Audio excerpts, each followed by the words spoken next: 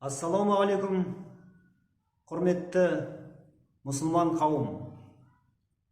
Каналыма қош келдіңіздер. Мен бүгін сіздерге 40 фарыз туралы айтпақпын.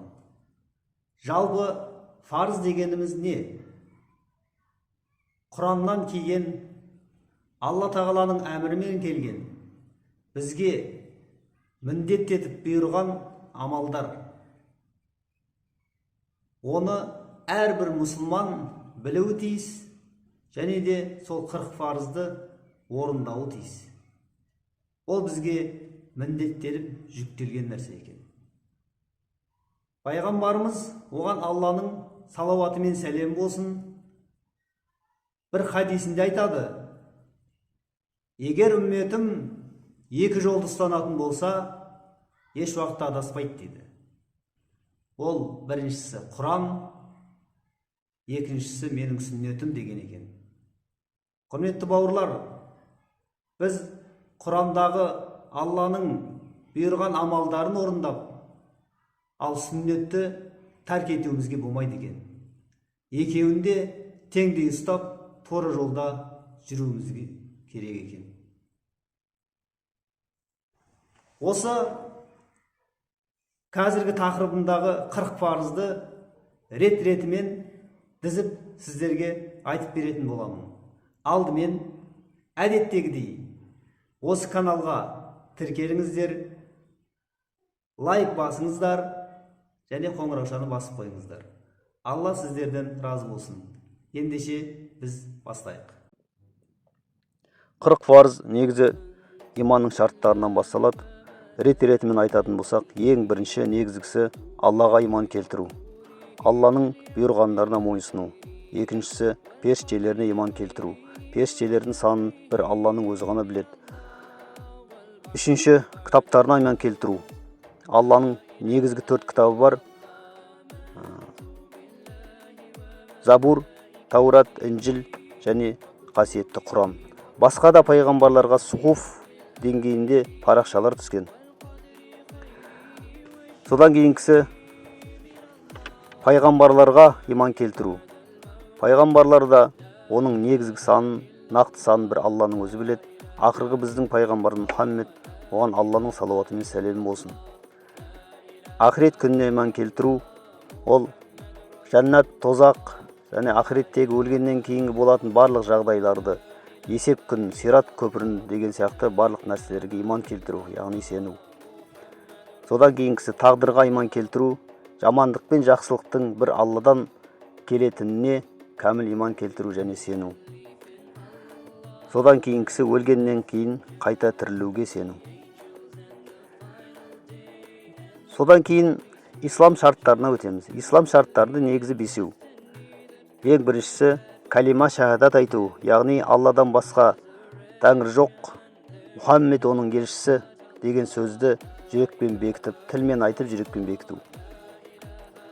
Содан кейінгісі намаз оқу, 5 уақыт намаз, пайғамбарымыз көрсеткендей 5 уақыт намазды қалдырмай оқу.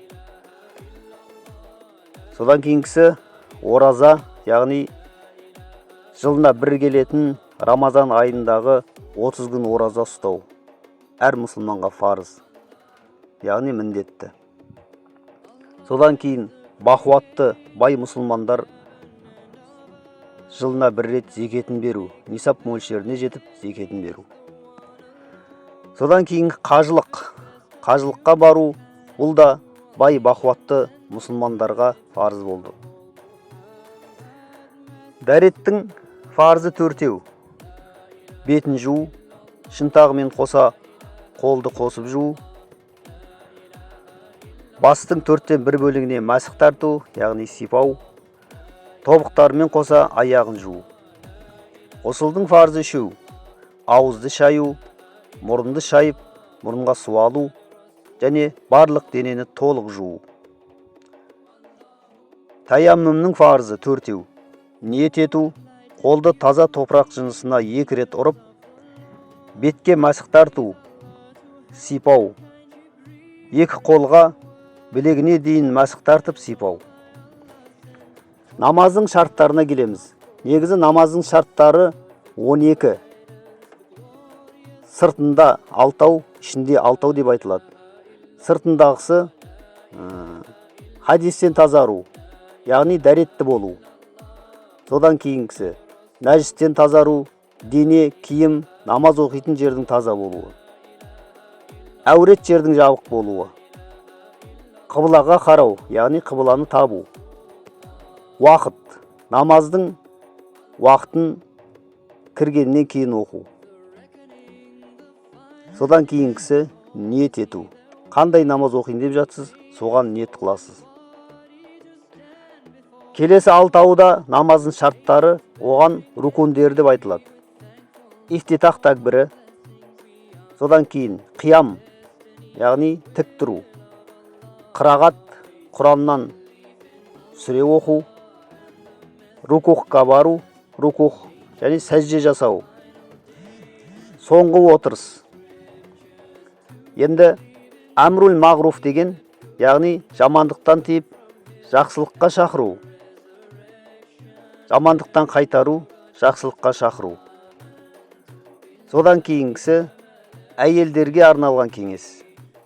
Хайыздан тазару, яғни етеккірден тазалану. Және нифастан тазалану. Бұл босанғаннан кейінгі әйелдердің жағдайы. Содан кейінгісі ілім алу, яғни ғылым үйрену. Қазіргі заманда ғылым үйренуіміз керек. Барлық нәрсе ғылымда, ілімде, бір нәрсені білуде. Міне 40 парызды білдіңіздер. Енді осыны есте сақтап қана қоймай, амалға іске асырыңыздар. Хакім Абай атамыз айтады: «Әмәнту білмеген кісі бар ма? Уактубихи дегенмен ісі бар ма?» дейді.